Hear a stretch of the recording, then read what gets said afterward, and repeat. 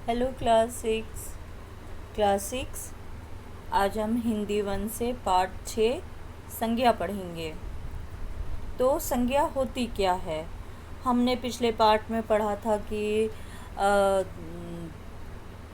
वर्णों के सार्थक मेल को शब्द कहते हैं। तो जो शब्द होते हैं, जितने प्रकार के शब्द होते हैं, उनका व्याकरण में कोई ना कोई अर्थ होता ही है। जैसे कोई संज्ञा कहलाता है, कोई विशेषण कहलाता है, कोई शब्द सर्वनाम होता है, कोई क्रिया का शब्द होता है, कोई शब्द जो होता है वो क्रिया विशेषण होता है, कोई संबंध बोधक होता है। तो ऐसे जो शब्द हैं, वो जितने भी शब्द हैं उनको व्याकरण में एक नाम दिया गया है, एक स्थान दिया गया है। तो इसी तरह से आज जो हम पढ़ेंगे, शब्द का पहला रूप जो है वो संज्ञा पढ़ेंगे। तो संज्ञा है क्या? तो बच्चों, जो जो चीज़ें हम आँखों से देख सकते हैं, जिनको हम छू सकते हैं और जिनके नाम हैं, वो सब वस्तुएं, प्राणी, वो सब क्या हैं? संज्ञा हैं। जो भी चीज़ जिन्हें हम देख रहे हैं, जिन्हें हम छू रहे हैं और जिनका नाम है, जिनको नाम दिया गया है, वो सब संज्ञा है। जैसे कि आप अभी मोबाइल से इस वीडियो को देख रहे हैं, या आप लैपटॉप से इस वीडियो को देख रहे हैं। तो जो मोबाइल ये एक वस्तु है और इस वस्तु का एक नाम है, जिसे आप देख सकते हैं, जिसे आप छू सकते हैं, और इसका एक नाम है। जो किताब आपने खोल रखी है, वो किताब क्या है? एक पुस्तक है, और इस पुस्तक का भी एक नाम है। इसे आप देख सकते हैं, इसे आप छू सकते हैं। तो इस तरह से जो भी वस्तुएं हैं, जो भी शब्द हैं, जिनको हम देख सकते हैं, छू सकते हैं और जिनके नाम हैं, वो सारी चीज़ें संज्ञा कहलाती हैं। तो पेड़ हैं, फूल हैं, जानवर है, कुत्ता है, बिल्ली है, घोड़ा है, हाथी है, शेर है, या फिर मंदिर है, भगवान है, मूर्ति है, आपका पेन है, पेंसिल है, इरेज़र है, ये सारी चीज़ें, आप कॉपी है, आसपास में जो भी चीज़ें आप देखेंगे उनको छू सकते हैं, उन्हें देख सकते हैं, और उसका पर्टिकुलर एक नाम दिया गया है। तो जो भी नाम है, ये सारी चीज़ें संज्ञा कहलाती हैं। और ये संज्ञा जो है, इनके भी क्या किया है, इनकी भी कैटेगरी कर दी गई है। इनको भी बता दिया गया कि संज्ञा जो है ये किस प्रकार की संज्ञा है, ये कौन से संज्ञा में आती है। तो उसके भी 3 हिस्से बताए हैं। तो सबसे पहले हम देखेंगे, यहाँ पर आप अपने किताब में देख रहे होंगे कि दिया है, देखिए, पढ़िए और समझिए। तो सबसे पहले इसमें एक दिया है, पिताजी कल अमेरिका जाएंगे। ओके। रूपाली आइसक्रीम खा रही है, कबूतर दाना चुग रहे हैं, मित्र अनमोल धन है। ऊपर लिखे वाक्यों में रंगीन शब्द किसी वस्तु, प्राणी, व्यक्ति, स्थान या भाव के नाम है। किसी वस्तु का नाम जो है, जैसे कि आइसक्रीम। ओके। व्यक्ति, पिताजी भी हैं, रूपाली भी है, ये क्या है? ये नाम है। ठीक है। अमेरिका स्थान है। ओके, स्थान है। फिर कबूतर, कबूतर क्या हो गया है? प्राणी है, जीव है। दाना, दाना क्या हो गया? वस्तु है। ओके।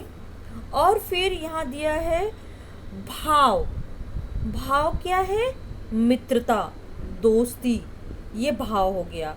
तो इस तरह से ये सारे शब्द जो हैं वो संज्ञा के शब्द हो गए। तो इस तरह से किसी वस्तु, व्यक्ति, प्राणी, स्थान तथा भाव के नाम को संज्ञा कहते हैं। देखिए यहाँ भी आ गया है नाम। मैंने कहा था आपसे कि जिन वस्तुओं को हम देख सकते हैं, छू सकते हैं और जिनके नाम होते हैं वो सब क्या कहलाते हैं? संज्ञा कहलाते हैं। ठीक है बच्चों, तो यहाँ हमने देखा कि परिभाषा में दिया है किसी वस्तु, व्यक्ति, प्राणी, स्थान या भाव के नाम को संज्ञा कहते हैं। अब ये तो हो गया, लेकिन आप देखेंगे कि वस्तु तो निर्जीव है, व्यक्ति वो जीवित है, वो तो एक जिंदा वस्तु चीज़ें हैं, प्राणी ये भी जीवित वस्तु है, फिर स्थान ये तो निर्जीव है, भाव भी निर्जीव है। तो ये सारे के सारे एक साथ में संज्ञा के कैसे हम इनको कैसे डिफाइन करेंगे कि ये किस तरह का है, ये किस तरह का है। तो इसीलिए क्या किया है कि संज्ञा के भेद कर दिए गए हैं, उनको एक अलग अलग कैटेगरी में बांट दिया गया है। तो संज्ञा को 3 मुख्य भागों में बांटा गया है: व्यक्तिवाचक संज्ञा, जातिवाचक संज्ञा और भाववाचक संज्ञा। तो जो हर किसी को संज्ञा का नाम देना है, सभी संज्ञा है, लेकिन एक साथ में कैसे बहुत गड़बड़ घोटाला हो जाएगा, इसलिए क्या किया है, संज्ञा को 3 भागों में बांटा गया है। इसके 3 भेद कर दिए गए हैं: व्यक्तिवाचक, जातिवाचक और भाववाचक। व्यक्तिवाचक क्या होता है? जैसे कि दिया है, ताजमहल आगरा में स्थित है। तुलसीदास ने रामचरितमानस की रचना की। अखिल और निखिल भाई हैं। गंगा हिमालय से निकलती है। इन वाक्यों में ताजमहल, आगरा, तुलसीदास, रामचरितमानस, अखिल, निखिल, गंगा और हिमालय किसी विशेष वस्तु, व्यक्ति या स्थान के नाम है। देखिए, ताजमहल जो है, ताजमहल दुनिया में एक ही है और वो ताजमहल का नाम लेते ही हमें वो संगमरमर की बड़ी सी एक सुंदर सी हवेली टाइप याद आ जाती है।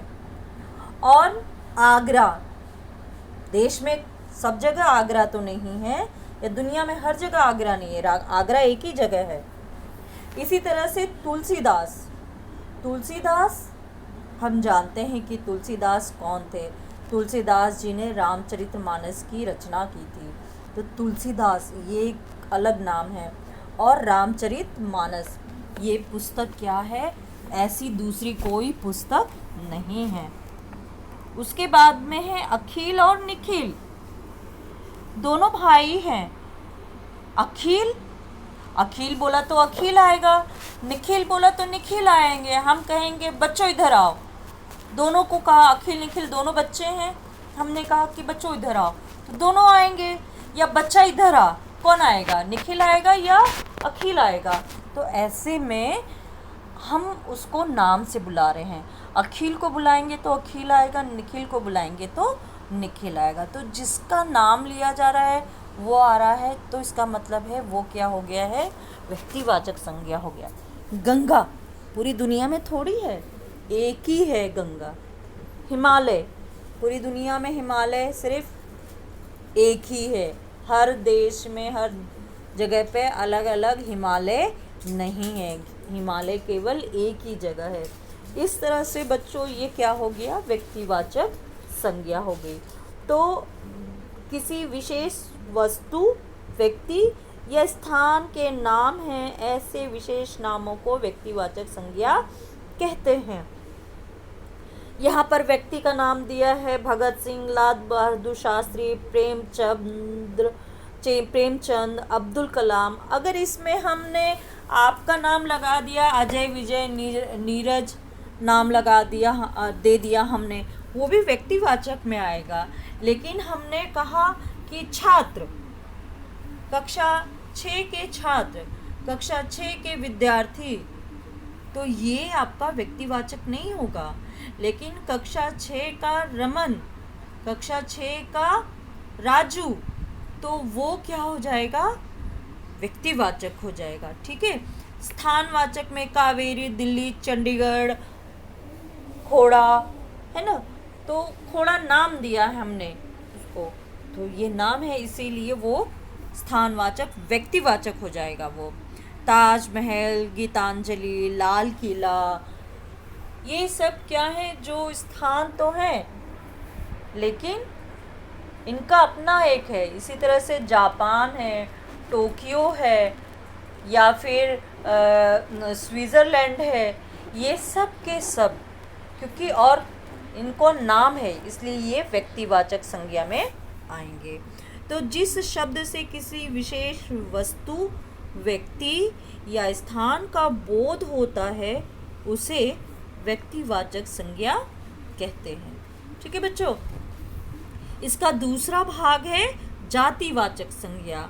जातिवाचक संज्ञा का क्या है कि हम अगर एक चीज़ का हम बोले हैं कि किताब, तो किताब तो कोई सी भी किताब हो सकती है लेकिन वो किताब है। ठीक है। चौक, चौक तो जितने भी चौक हैं वो चौक होंगे। पेंसिल, तो जितने पेंसिल हैं वो सारी की सारी पेंसिल होंगी। मंदिर, फिर चाहे वो कोई सा भी मंदिर हो, शिव जी का मंदिर हो, कृष्ण जी का मंदिर हो, राधा कृष्ण जी का मंदिर हो, या कोई सा भी हो, वो किस में आ जाएगा, जातिवाचक संज्ञा में। जैसे कि यहाँ पे दिया है कुत्ता एक वफादार जानवर है, बच्चे फुटबॉल खेल रहे हैं, किसान ट्रैक्टर से खेत जोत रहा है। तो ऊपर लिखे शब्दों में कुत्ता, जानवर, बच्चे, फुटबॉल, किसान, ट्रैक्टर और खेत ऐसे शब्द हैं जिनसे कि इनकी पूरी जाति का बोध होता है। भाई वो कि कुत्ता चाहे मेरे घर का हो, चाहे आपके घर का हो, चाहे सड़क का हो, चाहे दिल्ली का है, चाहे आगरा का है, चाहे पंजाब का है, कुत्ता कुत्ते की कैटेगरी में ही आएगा, इसलिए वो जातिवाचक संज्ञा होगा। जानवर जानवर के ही कैटेगरी में आएगा। जानवर में फिर कुत्ता है, बिल्ली है, शेर है, घोड़ा है, हाथी है, ये सब कुछ जानवर की कैटेगरी में आएंगे। बच्चे वो अमन भी हो सकता है, निखिल भी हो सकता है, अखिल भी हो सकता है, राजू भी होता है, काजू भी हो सकता है, लेकिन वो क्या है, बच्चे हैं। छात्र हैं तो वो सब क्या है, जैसे शिक्षक में सारे के जितने भी हैं आपके स्कूल के टीचर ही होंगे। पर्टिकुलर नाम देंगे आपकी एल्बिन सर, पर्टिकुलर नाम देंगे आप धानिया मैम, तो वो व्यक्तिवाचक हो जाएगा। ठीक है। लेकिन जब हम टीचर बोलेंगे, शिक्षक बोलेंगे, किसी एक का नाम नहीं ले रहे हैं, तो वो सब जातिवाचक के अंतर्गत आएंगे। किसान चाहे वो उत्तर प्रदेश का हो, बिहार का हो, अमेरिका का हो, या फिर चाइना का हो, या फिर पाकिस्तान का हो, अफ़गानिस्तान का हो, रशिया का हो, कहीं का भी किसान हो, वो किसान की ही कैटेगरी में आएगा। ठीक है। इसलिए वो ये जातिवाचक संज्ञा कहलाएंगी। तो इस तरह से जिनसे एक पूरी जाति, जिन शब्दों से पूरी जाति का बोध होता है वे क्या होते हैं, जातिवाचक संज्ञा होते हैं। तो यहाँ पे प्राणी दिया है मोर, पक्षी, आदमी, छात्र। वस्तु दिया है पुस्तक, हवाई जहाज, कुर्सी। स्थान दिया है शहर, नदी, रेगिस्तान, विद्यालय। तो वो पूरी जाति का बोध कराते। जैसे विद्यालय कि 21 तारीख से दे दिया गया है कि नवंबर 1 तारीख से सभी विद्यालय खुल जाएंगे, तो सिर्फ एक सेंट एंटनी स्कूल नहीं खुलेगा, जहाँ जहाँ पे देश भर में विद्यालय हैं वो सारे खुल जाएंगे। ठीक है। तो इस तरह से जिस शब्द से एक जाति की सभी वस्तुओं, प्राणियों, व्यक्तियों या स्थानों का बोध हो उसे जातिवाचक संज्ञा कहते हैं। जिस शब्द से किसी एक जाति की सभी वस्तुओं, प्राणियों, व्यक्तियों तथा स्थानों का बोध हो उसे जातिवाचक संज्ञा कहते हैं। ठीक है बच्चों। तो इतना मैं इसको यहीं ख़त्म करती हूँ। बाकी बचा हुआ जो है वो हम अगले वीडियो में आपको भेजेंगे। तब तक इस पार्ट को पढ़िएगा, क्योंकि ऑनलाइन क्लास में मैं इसके ऊपर प्रश्न पूछने वाली हूँ। तो अपना ख्याल रखिए और पढ़ाई करें।